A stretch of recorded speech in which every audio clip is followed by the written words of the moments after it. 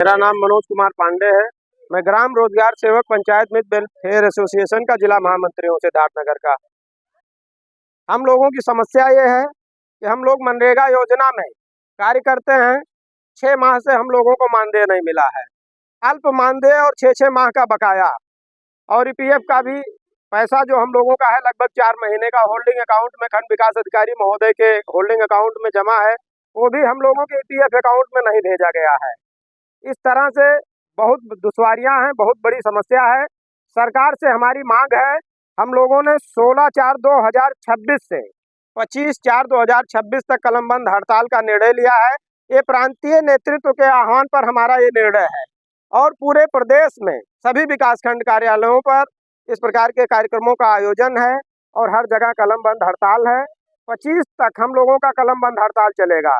25 के बाद हम पक्ष विपक्ष के नेताओं का घेराव करेंगे और 1 मई को मजदूर दिवस 1 मई को हम लोग प्रदेश के सभी जिला मुख्यालयों पर भारी संख्या में इकट्ठा होकर शक्ति प्रदर्शन करेंगे और सरकार को यह एहसास दिलाएंगे कि अब हम झुकने वाले नहीं हैं। अब हम आर पार की लड़ाई लड़ेंगे। सरकार हमें रखे या योजना से बाहर कर दे या मनरेगा योजना को ही जड़ से समाप्त कर दे, लेकिन हम आर पार की लड़ाई लड़ेंगे। अगर हमारा नुकसान होगा हम सरकार को नष्ट नाबूद करके छोड़ेंगे, जैसा हमने पूर्व में समाजवादी पार्टी और बसपा का हश्र किया है। 4 अक्टूबर 2021 को माननीय मुख्यमंत्री जी ने पूरे प्रदेश के रोजगार सेवकों को ग्राउंड एक्सपो मैदान में लखनऊ में बुलाकर मंच से घोषणा की कि रोजगार सेवकों को सम्मानजनक मानदेय मिलेगा, ईपीएफ ईएसआई मिलेगा, मेडिकल बीमा मिलेगा, एचआर पॉलिसी लागू की जाएगी। आपके हित में एक बड़ा शानदार निर्णय लिया जाएगा। लेकिन माननीय मुख्यमंत्री जी का दावा एकदम खोखला निकला। कथनी करनी में जमीन आसमान का फर्क है। पूज्य योगी आदित्यनाथ जी को लोग दृढ़ निश्चयी मानते हैं, कहते हैं कि जो कहते हैं वो करते हैं, लेकिन मनरेगा कर्मी अब इस बात पर यकीन करे बड़ा मुश्किल कार्य है। हम लोग आंदोलनरत होंगे और सरकार की ईंट से ईंट बजाने का कार्य करेंगे। अगर हमारे हक में फैसला नहीं हुआ, हम लोग गांव के विकास का कार्य करते हैं। मनरेगा योजना की देन है कि गांव की सूरत बदली है, गांव की शक्ल बदल गई है।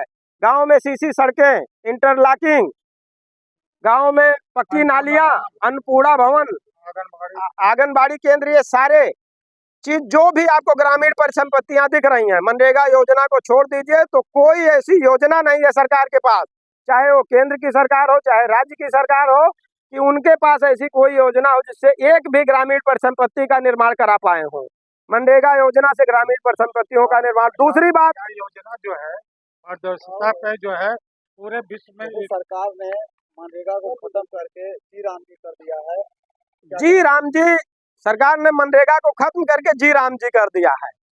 जब से जी राम जी हुआ है तब से मनरेगा के श्रमिक जो कुदाल और फावड़ा लेकर मजदूरी करने का काम करते हैं, उनका 5 महीने से मजदूरी नहीं मिला है।